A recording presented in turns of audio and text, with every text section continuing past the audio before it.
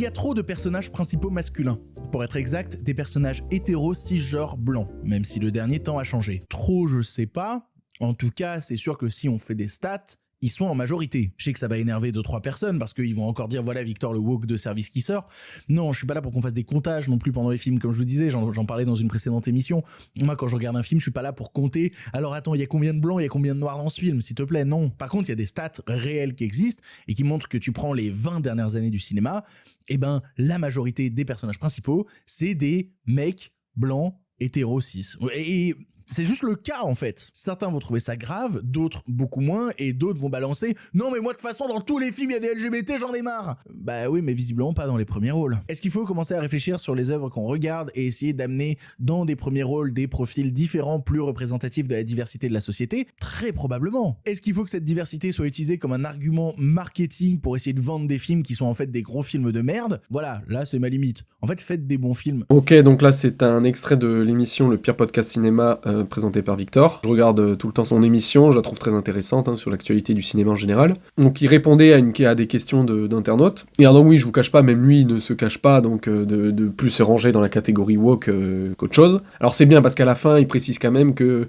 si c'est juste pour faire des quotas et que ça soit de la merde, comme c'est effectivement le cas sur la plupart des films Netflix, là voilà, au moins il rajoute quand même un peu d'objectivité, donc c'est tout à son honneur. Et bien sûr qu'il existe d'excellents films aussi où il y a la communauté LGBT qui est représentée. Je suis d'accord avec lui, ce qu'on demande, c'est tout simplement des films de qualité, point. Mais ce qui est marrant, c'est que là, il réagit donc à un mec qui se plaint qu'il y a beaucoup trop de gens de la communauté LGBT qui est montré dans les films, et il répond avec un argument qui ne tient absolument pas à la route, c'est dire oui, effectivement, si on analyse les films, il y a beaucoup plus de blancs hétéros au cinéma. Mais putain, mais vraiment de descendre à un niveau de débilité aussi extrême, ça c'est fort. Est-ce que dans les films africains, il y a une majorité de noirs ? Est-ce que dans les films bollywoodiens, donc indiens, il y a une majorité d'indiens ? Est-ce que dans les films coréens, il y a une majorité de coréens ? Voilà, ça s'arrête là le débat. Faut arrêter de casser les couilles. On est vraiment la seule civilisation, la seule communauté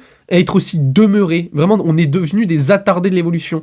Et même les autres, les noirs, les arabes, les asiatiques, toutes les autres, nous chient à la gueule, surtout à la gueule de ces woke. Ils constatent l'arriération d'une partie de notre civilisation. Ils sont contents, ils vont rien dire officiellement parce qu'ils se servent de cette communauté qui est en train de s'autodétruire pour en fait eux prendre le plus de place. Mais c'est ça qui est fou. C'est normal que dans les films hollywoodiens, c'est-à-dire occidentaux, il y a une majorité de blancs au cinéma vu qu'on est une putain de majorité de blancs à être dans le monde occidental. Et ça c'est global dans le monde entier. C'est normal qu'il y ait une putain d'écrasante majorité de non-LGBT représentés parce que la vraie vie, c'est une extrême majorité de non-LGBT. Ça représente quoi ? 15% de la population mondiale.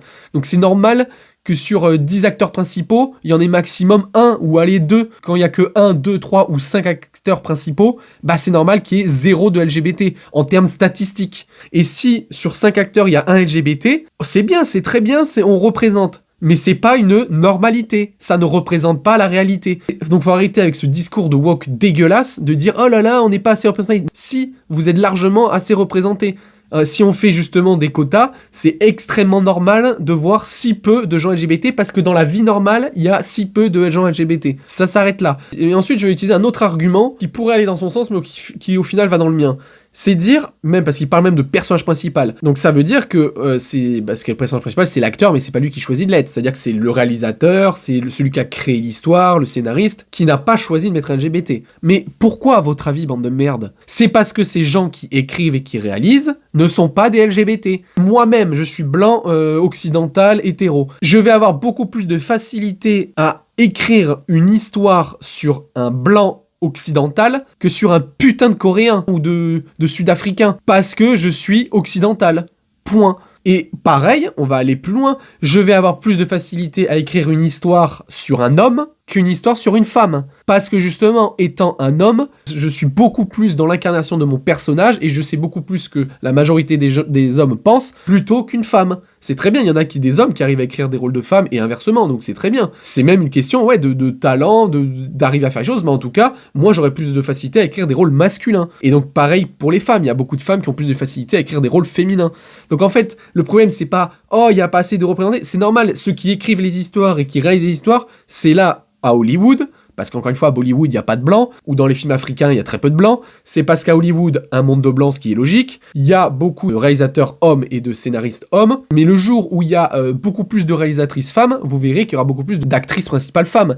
Et ça sera pas une question de dire oh là là, il y a plus de femmes, machin. Ça sera logique parce qu'il y a plus de réalisatrices. Et c'est ça qui est dégueulasse, c'est ce que le commentaire du mec disait, c'est qu'en fait, c'est que justement, c'est vraiment pour faire joli et pour contenter les woke, de mettre un maximum de femmes et de LGBT, etc. C'est pour dire oh regardez, on est inclusif. Mais ferme ta gueule, les Africains sont pas inclusifs, et tant mieux pour eux, et je suppose qu'ils font du très bon cinéma. Et les Asiatiques sont pas inclusifs, et tant mieux pour eux, ils font du très bon cinéma. Et les Indiens pareil.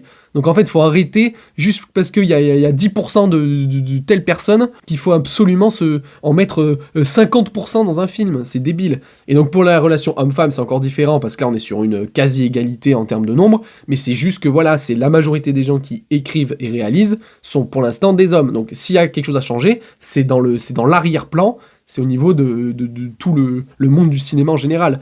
Mais c'est normal qu'un homme écrive pour des hommes. Et en plus, je suis sûr qu'on reprocherait même à des gens d'écrire justement des mauvais rôles de LGBT, parce qu'on se dirait ah mais c'est pas le mec, c'est un blanc hétéro cisgenre, du coup il comprend pas les LGBT machin. Bah oui, mais voilà, donc la réponse elle est toute faite. Et en caricaturant à l'extrême, c'est comme si on découvrait des extraterrestres machin et qu'on cohabitait. Et pareil, moi en tant que réalisateur humain, j'arriverais pas à faire un film avec des acteurs principaux extraterrestres, parce qu'on serait encore moins dans leur tête à savoir ce qu'ils pensent, etc. Ça serait encore plus dur d'écrire en se mettant à la place d'eux, et donc c'est pour ça que la plupart de nos films resteraient avec des humains en acteurs principaux et pas des extraterrestres. Et ça serait pas une question de racisme ou de xénophobie envers des extraterrestres. C'est juste en fait une question de logique, mais justement ces gens sont tellement cons et wokisés que leur cerveau a une limite en fait, et qu'ils n'arrivent pas à réfléchir plus haut que ça. Et c'est vraiment affligeant.